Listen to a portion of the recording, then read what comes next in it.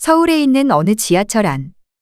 외국인으로 보이는 가족이 어느 한 곳을 보고 표정이 일그러지는데요.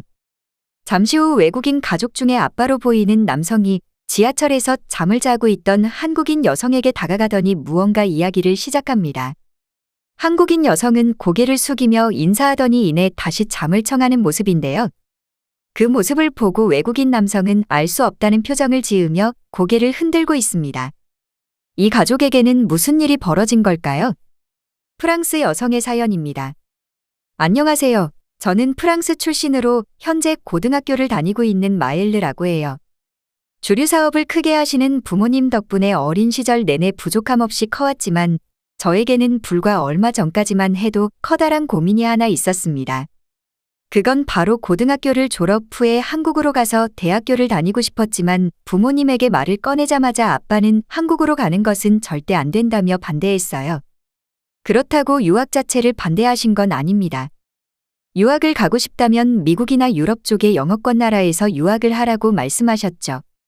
아시아를 꼭 가야겠다면 무조건 중국이 아니면 안 된다고 말씀하셨습니다. 한국으로 가고 싶다고 말하면 탐탁지 않으실 거라는 건 어느 정도는 알고 있었지만 이렇게까지 완강하게 안 된다고 하실 줄은 몰라서 당황했어요. 제가 말한 건 유학이 아닌 한국으로 가고 싶다는 이야기였는데 완강하게 반대하시는 아빠의 모습을 보니 한국으로 가겠다고 말하면 상황이 더욱 나빠질 듯하여 고민이 되었습니다. 저는 한국 문화를 너무나도 사랑해서 꼭 한국에서 한 번은 살아보고 싶었거든요. 대학교를 한국으로 가는 것이 아니라면 다시는 살아볼 기회가 생기지 않을 듯해서 아빠를 어떻게 설득해야 할지 고민하고 또 고민했습니다. 처음에는 아빠가 한국을 싫어한다고 생각할 줄은 전혀 몰랐는데 알고 보니 아시아에 있는 한국과 일본을 유독 싫어했는데요. 그 이유는 다름 아닌 오랜 시간 중국인들과 사업 파트너로 비즈니스를 하면서 그들이 한국과 일본에 대해 안 좋은 소리를 했던 것을 아직까지도 믿고 있었기 때문입니다. 한국은 나라 자체가 가난할 뿐만 아니라 북한과 아직도 분단이 되어 있는 위험한 나라라고 말하면서 그곳으로 유학을 간다는 건 미친 짓이라고 이야기까지 하며 한국인들은 이기적인 사람들이 많아서 절대같이 엮이면 안 된다는 소리를 했어요. 이미 한국 문화는 전 세계적으로 인기가 많고 안전한 나라 중에 한 곳인 건 많은 사람들이 알고 있지만 아빠는 고정관념에 사로잡혀 있어서 제가 무슨 말을 해도 절대 믿지 않으셨죠. 결국 제가 할 수 있는 건 가족과 함께 여행을 목적으로 한국을 보여드리는 수밖에는 없다고 생각했어요. 여행으로 가자고 해도 절대 가지 않겠다고 말할 것이 분명하기에 한국을 여행을 가고 싶다고 엄마를 설득시키고 아빠에게는 중국 여행으로 위장을 한 뒤에 먼저 중국을 여행하면서 한국에도 들렸다가 가는 것이 저에게는 최선의 방법이었습니다. 워낙에 중국에 좋은 이미지를 가지고 있었던 아빠였기에 중국 여행에 거부감은 크게 없으셨어요. 그렇게 저희 가족은 중국으로 먼저 여행을 떠나게 되었는데요. 제가 생각하고 있던 중국의 이미지는 못 살고 안 좋을 줄 알았는데 처음 중국에 도착하니 생각보다도 훨씬 발전된 모습에 놀랄 수밖에 없었습니다. 저 역시도 중국에 대한 편견을 가지고 있었고 무작정 안 좋다고 생각한 것을 반성했어요. 아빠도 무언가 모르게 마치 자신의 말이 맞다는 듯 저를 보며 뿌듯한 표정을 지어 보였죠. 하지만 중국 여행은 저희 가족에게는 그리 좋은 경험이 아니었습니다. 기본적으로 중국에서는 중국어를 못하는 외국인들에게 너무나 불편한 점들이 많았는데요. 여행을 다니면서 사용하던 구글맵을 중국에서는 사용할 수가 없고 중국에서만 사용할 수 있는 지도 앱을 사용하니 불편할 수밖에 없었습니다. 그리고 중국에서는 전용으로 결제하는 앱이 따로 있어서 그것으로만 결제가 가능하고 카드와 현금을 안 받는 곳이 많았어요. 이로 인해 식당 이용이나 택시 이용에 제약이 생기죠. 불편한 점들뿐만 아니라 중국인들은 외국인들을 환영하는 곳은 아니었어요. 중국어를 할 줄 모르는 사람이라고 말을 하고 제스처를 아무리 취해도 그들에게는 그런 것은 상관없다는 듯 계속해서 중국 말로만 말할 뿐이죠. 그리고 중국어를 못한다고 저희 가족을 상대로 바가지를 씌우는 상인들이 너무나도 많았습니다. 패스트푸드점이나 프랜차이즈가 아닌 곳에서는 거의 모든 곳에서 바가지를 씌우려 들었어요. 심지어 관광지의 고급 레스토랑조차도 예외는 아니었죠. 이것뿐만이 아니라 지하철을 이용하면서도 사건이 하나 있었습니다. 지하철 내에는 사람들이 너무 많은 건 그렇다 해도 주위에 신경을 쓰지 않고 시끄럽게 하는 사람들이 한두 명이 아닙니다. 그리고 시민의식이 부족한 사람들이 많아서 너도 나도 새치기를 하려는 사람들이 많다는 겁니다.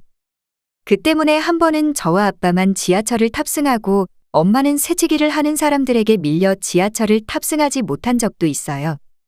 그 이후로 중국 여행에서는 대중교통이 아닌 택시만을 이용하게 되었습니다.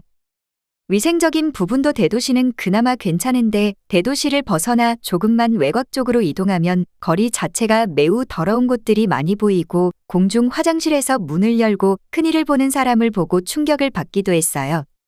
다른 중국인들은 그 모습을 보고 아무렇지도 않아 한다는 것을 보고 있자면 제가 오히려 이상한 사람이 되는 듯했습니다. 외곽 지역의 화장실도 더러웠지만 특히 중국의 재래시장은 최악 중의 최악이었죠. 고작 중국 여행 3일째가 되는 날 이 모든 것을 겪어보니 여행 내내 아빠의 표정도 점점 굳어가는 것이 느껴질 정도였습니다. 제가 중국 여행에서 느낀 감정은 자연환경 좋고 볼 것이 많은 건 좋으나 중국어를 하지 못하는 외국인들에게는 좋은 여행이 될 수가 없다는 걸 깨달았습니다. 중국 여행 4일째가 되던 날 아빠는 여행에 지쳤는지 하루 정도는 숙소에서 푹 쉬자는 제안을 해왔어요. 한국으로 여행을 간다는 이야기를 언제 말해야 할까 고민했었는데 아빠가 중국 여행에 지쳐있는 지금 이 상황이 말하기에는 좋다고 생각해서 조심스럽게 이야기를 꺼냈죠. 아빠는 제 이야기를 듣더니 왜 미리 말을 하지 않았느냐고 말씀하시면서도 처음부터 말했어도 당연히 들어줬을 것이라며 딸이 그렇게 가고 싶어 하는데 여행 한번 못 가겠냐고 말씀하셔서 많은 감동을 받았어요. 하지만 중국에서도 언어가 통하지 않고 문화가 달라서 많이 힘들었는데 중국보다 안 좋은 한국에서는 힘들지 않겠냐고 걱정을 하셨어요. 그렇게 기대 반 걱정 반으로 저희 가족은 한국으로 가게 되었어요. 처음 한국에 도착하자 한국의 발전된 모습에 아빠는 당황한 표정을 하며 이렇게까지 발전된 나라였다는 것이 믿기지 않는다는 듯 이곳저곳 둘러보셨는데요. 아빠는 한국이 위험하고 후진국이라고 생각했던 것과 달리 공항은 깨끗하고 쾌적할 뿐만 아니라 중국 공항에서는 느껴보지 못한 분위기가 느껴졌습니다. 어째서인지 중국의 공항보다도 많은 외국인들이 여행 온 것처럼 보였고 그들은 모두 행복한 표정을 지으며 여유롭게 공항을 지나다니고 있었어요. 신기하게도 한국의 공항에서는 다른 공항에서는 볼 수 없었던 장면들을 볼 수 있었는데요. 그건 바로 공항 의자에 주인 없이 방치되어 있는 여행 가방들이 곳곳에 있다는 점이에요. 주위에는 한국인들로 보이는 많은 사람들이 있었지만 가방 옆에는 아무도 없다는 점이었죠. 심지어 가방 여러 개를 한 곳에 모아놓고 단체로 화장실을 가는 모습을 봤습니다. 사방에는 공항 경찰이 전혀 보이지 않았는데도 불구하고 그 누구도 가방을 훔쳐가려 하지 않았어요. 치안이 좋다고 이야기만 들었을 뿐 저 역시 처음 경험해 보기에 놀랐는데 아빠는 이 상황과 한국인들의 모습을 보고 큰 충격을 받은 표정이었습니다. 치안이 좋지 않고 소매치기가 빈번한 프랑스에서는 절대 그 어느 곳에서도 볼 수 없으니까요. 그때까지만 해도 한국에서만큼은 아니었지만 중국에서도 공항이나 대도시에서는 치안이 나름 좋은 편이었기 때문에 한국에서도 비슷할 수도 있을 거라 생각했지만 그 생각은 얼마 가지 못했습니다. 서울에 가까운 곳에도 바다를 보러 갈 수 있었고 가족과 함께 오이도라는 곳으로 가게 되었는데요. 처음 계획은 택시를 타고 이동하려 했으나 거리가 생각보다는 멀었고 굳이 비용이 많이 나오는 택시를 이용하기보다는 저렴하게 갈 수 있는 지하철을 이용하기로 했습니다. 지하철을 타려고 역에 도착하자 많은 사람들이 붐비는 모습에 중국에서의 경험 때문에 혹시나 모를 상황에 긴장을 할 수밖에 없었는데요. 하지만 신기하게도 많은 사람들이 있음에도 시끄럽게 떠드는 사람이 단 한 명도 보이지 않았어요. 그뿐만 아니라 지하철을 타러 내려가니 사람들은 줄을 서서 기다리는 모습이었죠. 잠시 후 지하철이 오고 문이 열리자 한국인들은 내리는 사람들에게 먼저 길을 양보하며 기다렸다가 사람들이 전부 내리면 앞 사람부터 차례차례 한 사람씩 들어가는 모습이었습니다. 그 누구도 먼저 새치기에서 들어가려 하지 않고 질서 있는 모습을 초지일관 지켰죠.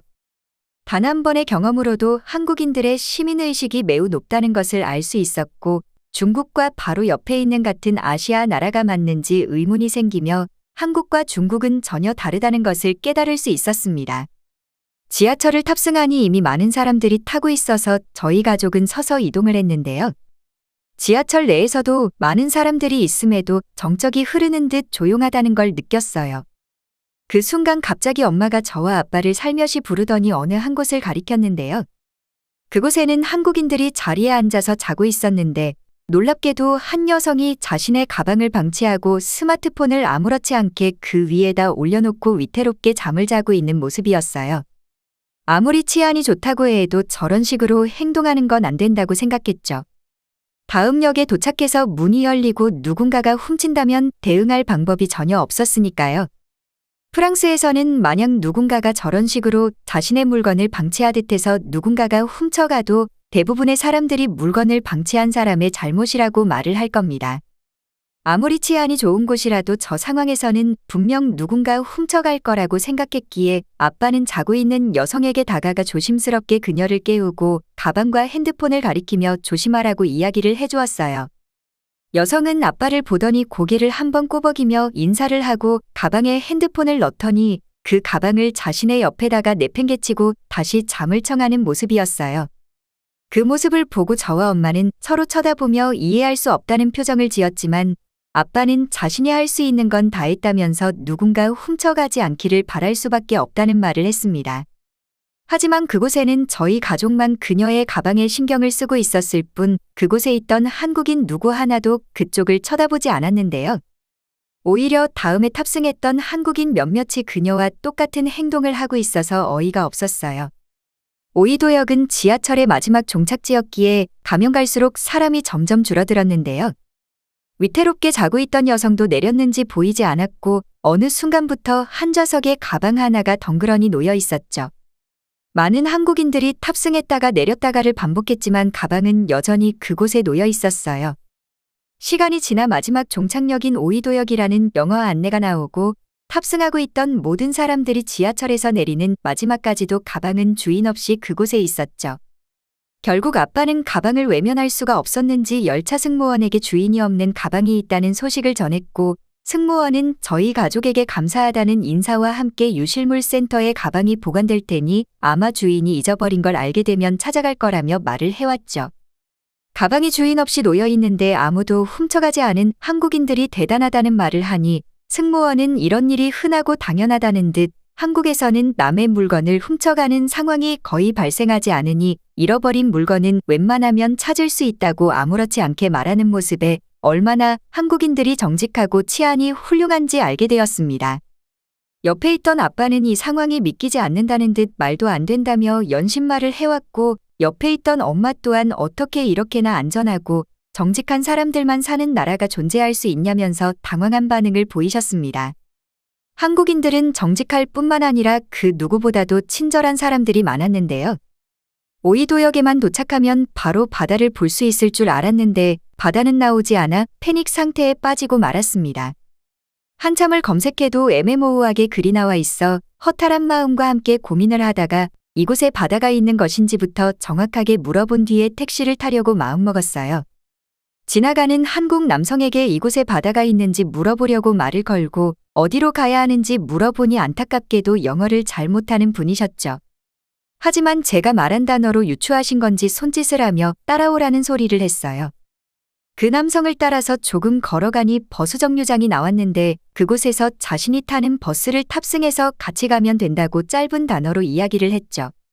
마침 버스가 바로 도착했고 탑승하라는 손짓에 탑승을 하게 되었는데 신용카드로는 버스 요금을 낼 수가 없어서 당황하며 현금을 찾으려고 가방을 뒤지고 있는 그 순간 한국인 남성은 저희 가족 버스 요금을 대신 결제해주는 친절을 베풀어 주셨습니다.